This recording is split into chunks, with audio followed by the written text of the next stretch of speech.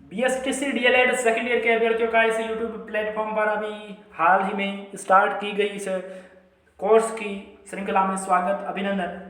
तो इसमें बच्चे और सीखना जो आपकी फर्स्ट यूनिट है, जो फर्स्ट बुक है, उसकी अंतिम यूनिट तक हम आ चुके हैं, गए 8वीं यानी खेल तक। तो इससे पहले 7 यूनिट्स अपलोड कर दी गई हैं बच्चे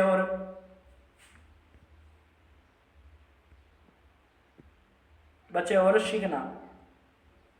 तो इसमें स्टार्ट करते हैं आज के इस वीडियो को, जिसकी 8वीं इकाई 6 नंबर की है, यानी खेल नाम की इकाई है। ये खेल बच्चों के जीवन में किस प्रकार भूमिका निभाता है, खेल उसके विकास में, उसके सर्वांगीण विकास में खेल की क्या भूमिका है, खेल के प्रति कैसा दृष्टिकोण होना चाहिए शिक्षकों का, इसके बारे में विस्तार से जानेंगे। और इतना भी विस्तार में करेंगे कि आपका समय जाया किया जाए।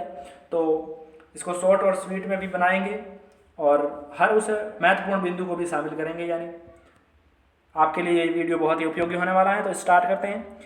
तो देखिएगा ऊपर आपको स्क्रीन पर नजर आ रहा होगा सामाजिक सांस्कृतिक सिद्धांत, तो लेव वाइगोत्स्की है। ये हालांकि खेल से संबंधित नहीं है, लेकिन आपकी यूनिट में है तो हमने इसकी चर्चा करी है।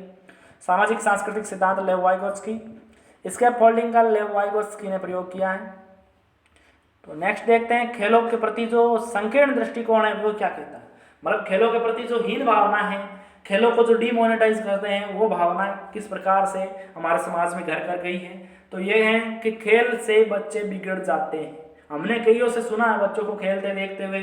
आज के जो इंग्लिश मीडियम के स्कूल हैं या जो प्राइवेट स्कूल हैं, उसमें बच्चों को इस प्रकार ट्रीट किया जाता है कि बच्चे खेल से बिगड़ जाते हैं। बच्चे खेल के बाद पढ़ाई में बाधा डालते हैं। खेल समय की बर्बादी है और खेल को ऐसा होना चाहिए, खेलों को ऐसा होना चाहिए जिसके द्वारा बच्चों को नियंत्रित किया जा सके, कंट्रोल किया जा सके। यह सब खेल से संबंधित संकीर्ण मानसिकता है, संकीर्ण दृष्टिकोण है कि खेल समय को साथ, ये मानसिकता अभी समय के साथ बदल भी रही है, लेकिन ये मानसिकता बिल्कुल गलत है, बच्चे के विकास के विरुद्ध है कि बच्चे खेल से बिगड़ जाते हैं, पढ़ाई में बाधा डालते हैं, खेल समय की बर्बादी करते हैं। ये मानसिकता ठीक नहीं है। फिर है कार्यात्मक खेल। तो कार्यात्मक खेल में क्या क्या होता है, शेष अवस्था में बच्चों द्वारा वस्तुओं के इस्तेमाल की परिचित पद्धतियों को दोहराना, वस्तुओं के इस्तेमाल, वस्तुओं को यूज कैसे करते हैं उनको बताना, उनसे परिचित पद्धतियों को दोहराना, ये कार्यात्मक खेल कहलाता है। जैसे बच्चों को झुंझुना बनाना, बच्चों का झुंझुना बनाना, पानी में हाथ थपथपाना, चीज़ों को घिराना, जहाँ उनके इंद्रिया यानी हाथ पैर कार्य कर रहे होते हैं, वो सभी खेल कार्यात्मक खेल में आते हैं। आजकल के वीडियो गेम्स इसमें नहीं आते। खेलों के विभिन्न प्रकार, खेलों के बहुत सारे प्रकार हैं। तो स्थान के आधार पर खेलों के प्रकार हैं, यानी बाहरी खेल और भीतरी खेल भी। स्वतंत्रता के आधार पर यानी मुक्त और संरचित खेल। संरचित खेल में कुछ बाधाएं, कुछ नियम होते हैं और मुक्त खेल स्वतंत्र होता है। अन्य आधारों पर भी शारीरिक खेल है, भाषाई खेल है, स्वांग नाटकीय खेल है, नियम वाले खेल हैं आदि। ये खेलों के विभिन्न प्रकार। संरचित खेल क्या है? संरचित खेल एक प्रकार की खेल गतिविधियां हैं जिसमें बच्चों के खेल की सीमाएं बांध दी जाती है। संरचित खेल एक प्रकार की खेल गतिविधियां हैं जिसमें बच्चों के खेल की सीमाएं बांध दी जाती हैं। उन्हें कोई विशेष सामग्री या समय और निर्देश दिए जाते हैं। उसमें कोई वयस्क उन्हें निर्देश देते हैं कि क्या खेले, कैसे खेले, फिर उनके लिए खेल गतिविधि का आयोजन होता है। एक तरह से संरचित खेल में बच्चों के ऊपर नियम पाबंदियां लगा दी जाती हैं। यह खेल का प्रकार थोड़ा अनुचित माना जाता है। फिर कुछ ऐसे खेल हैं जो भाषा के आधार पर खेले जाते हैं, जिनमें भाषा संबंधित व्यायाम होते हैं, भाषा संबंधित प्रक्रियाएं होती हैं। भाषाई खेलों में क्या क्या आते हैं तो आप इसको देखेगा, ये भी इम्पोर्टेंट है, यहाँ पर हर मैटर इम्पोर्टेंट है। भाषाई खेलों में बच्चे द्वारा ध्वनियों और शब्दों से खेल खेले जाते हैं। नए नए शब्द बनाते हैं, उन्हें दोहराते हैं, तुकबंदी करते हैं। जैसे चुटकुल्ले हैं, प्रतियोगिता है। खेल में जैसे भाषा के संबंध में कविता प्रतियोगिता है, चुटकुल्ले हैं, हास्यमय कहानियाँ हैं। एक दूसरे के बाद शब्द के अंत में आने वाले शब्द के आधार पर कोई कविता, श्लोक, शब्द रचना, इस प्रकार ये भाषाई खेल भी महत्वपूर्ण है। फिर बौद्धिक खेल, जिसमें बच्चे का दिमाग, बुद्धि यूज की जा रही है, काम में ली जा रही है, वो बौद्धिक खेल है। जैसे बौद्धिक खेल के अंतर्गत वे खेल आते हैं जिनमें बुद्धि का विशेष तौर पर प्रयोग किया जाता है। उदाहरण के लिए अष्टचंगा है, पच्चीसी है, ये नाम अभी के बच्चों के लिए नए।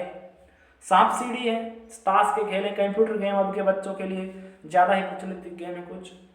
तो बौद्धिक खेल एक तरह से जिनमें आपके बुद्धि का विशेष तौर पर प्रयोग किया जाता है। जैसे कंप्यूटर गेम में बुद्धि का प्रयोग अच्छे से किया जाता है, लेकिन उसके शारीरिक विकास यानी एक्शनल क्रियात्मक खेल से वो दूर रह जाता है एक तरह से देखे जो।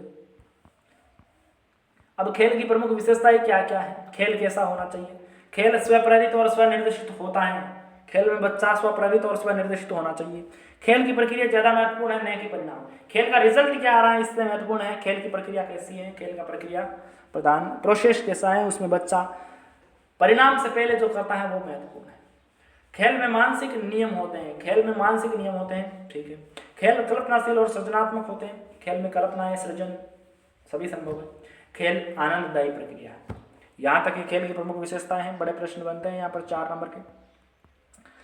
फिर है आधुनिकीकरण, यानी जो आधुनिक समाज है वो खेलों की प्रकृति पर किस प्रकार प्रभाव डालता है। तो यानी जो खेल के उपकरण हैं उन पर वही आधुनिक समाज का प्रभाव पड़ा है। जो उपकरण हैं वो आधुनिकता से लैस हैं, बहुत सुविधा वाले उपकरण हैं, ठीक है। संरचित खेल में शैक्षिक गतिविधियों को और सीखने पर भी जोर दिया जाता है आधुनिकीकरण के जो खेल हैं उस पर। फिर परिवार की संरचना पर भी आधुनिकीकरण यानी आधुनिक समाज का प्रभाव पड़ा है, तो खेल सीमित भी हुए हैं, एक तरह से एकल परिवार बनने हैं। फिर खेलों को प्रभावित करने वाले कुछ कारक हैं, यानी जो खेल हैं उनको प्रभावित करने वाले कुछ कारक हैं जो बालकों से जुड़े हुए होते हैं और समाज की भी इसमें भूमिका होती है। बालक किस आयु का है उसको भी, वो आयु है उसकी एज है वो भी खेल को प्रभावित करेगी। बालक किस लिंग का है, लड़की है लड़का है, ये भी खेल को प्रभावित करेगा। सामाजिक वर्ग यानी बालक किस सामाजिक वर्ग का है, ग्रामीण शहरी या फिर अन्य, तो इसके आधार पर भी उसका खेल प्रभावित होता है। संस्कृति कल्चर है, परिस्थिति है, परिवेश है, ये भी बच्चे के खेल को प्रभावित करते हैं। तो ये थी आपके आज के यूनिट बच्चे और सीखना की 8वीं और अंतिम यूनिट खेल। इसी के साथ आपके यहाँ पर इस चैनल पर ये कोर्स कंप्लीट करवाया जाता है जो बच्चे और सीखना यूनिट इकाई है, एक तरह से बुक है उसका। तो इस प्रकार आपको अगर कुछ और मैटर चाहिए तो भी आप कमेंट बॉक्स में कमेंट कर सकते हो, हम आपके लिए तैयार हैं। और वीडियो अच्छा लगा तो दोस्तों के साथ शेयर कीजिएगा, लाइक कीजिएगा, उससे हमें मनोबल मिलता है। अन्य विषयों की भी आपको कक्षाएं जल्दी उपलब्ध करा दी जाएगी। वीडियो देखने के लिए धन्यवाद, आभार। फिर से जय हिंद, जय भारत।